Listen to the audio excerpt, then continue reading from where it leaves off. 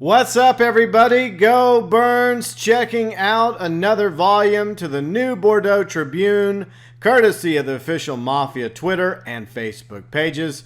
And if you want to see previous sections and volumes of the new Bordeaux Tribune, as well as the postcards, the brochures, and breakdowns from the previous Mafia III trailers, all of which can be found in my Mafia playlist. By the way, Mafia 3 is coming October 7th to Xbox One, PlayStation 4, and PC. So before we get into the article, I noticed something regarding this volume number. All right, the volume number is 8302, the date June 8th, 1968, which makes this, chronologically and date-wise, if you go by the calendar, the first New Bordeaux Tribune in the order of the New Bordeaux Tribunes that have come out so far. But the problem, as I mentioned down here, is what's with the New Bordeaux Tribune volume numbers being out of order. Okay, for example, this one, June 8th, is 8302. Then, of course, June 24th, I'll pull that one up, is 7389. Then, of course, there's also the one we covered Monday, the July the 4th edition, which obviously came out on July 4th in 1968. This volume number, we don't know what the number is. And then, of course, the one in September 13th, 1968, that volume number is 8295. So the issue is pretty obvious that the numbers are out of order. So technically, like this, coming before this, should have like a lower number. It should be like 73 something something, not 83. And it could be an issue. It could be a faux pas, a mess up on the department that makes these articles for Mafia 3. It just could be a mistake, or it could be code. There could be something to these volume numbers, and maybe it adds up to something like that plus that equals Joe confirmed for Mafia 3. I don't know. Anyways, I just thought that was worth pointing out. So let's go ahead and get into the article, shall we, regarding New Bordeaux Tribune, volume 8302, and like I mentioned, June 8th, 1968. And I don't know. I guess I'm kind of a stickler for having things in order, and that's not exactly in order. But anyways, I digress. First off, we have this awesome barbecue. It's almost lunchtime, too. I'm kind of hungry. So we got some Baby Bear barbecue and beer. So let's eat. Home of the $1 Chubby Cubby. That thing does look tasty, though. Look at all that meat all torn up and some barbecue on it.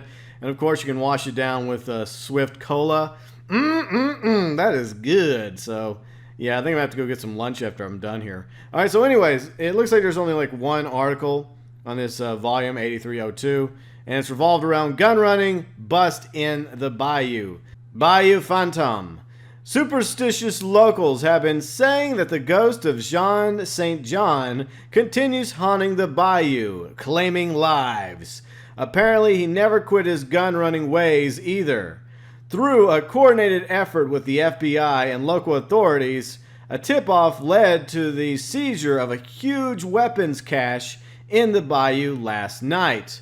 Where was all this hardware found? Near the wreckage of his supposed ship, the Grand Dame, hidden away in the Bayou Phantom. Either old St. John has a taste for the Clipper 44 handguns, or we have some clever gun runners taking advantage of the local legend to spook away trespassers, stated Police Lieutenant Lindquist during today's press conference, quote-unquote. Whatever the case, there's a bunch of firearms that will no longer wind up in the wrong hands. Beyond the weapons cache of the Clipper 44s found at the scene, there are a number of smaller caches being uncovered in the area. The full scope of how much will be recovered remains unknown at this time, according to Lindquist. Why is that the local legend of Jean St. John on everyone's mind lately in the Bayou? Screaming zimi voodoo dolls appearing in the crime scenes, not just in the Bayou, but now random spots throughout New Bordeaux. It isn't the work of the undead, but there have been no witnesses to whom what is leaving behind these calling cards. So one thing we did learn is like one of the weapons that you'll be able to use is Lincoln Clay in Mafia 3 is the Screaming Zimi Voodoo Dolls that Cassandra makes for you.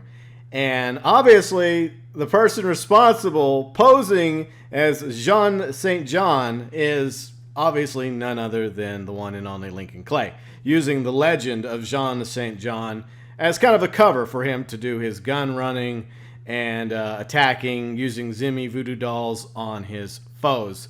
So let me know what your thoughts are regarding this edition of the New Bordeaux Tribune, volume 8302 on Thursday, June 8th, 1968. And let me know, what do you think of Baby Bear's Barbecue? Is it a really good barbecue place, or is it, something that you would leave a crappy Yelp review for? Maybe I'll have to check the place out when Mafia III arrives on October 7th for Xbox One, PlayStation 4, and PC.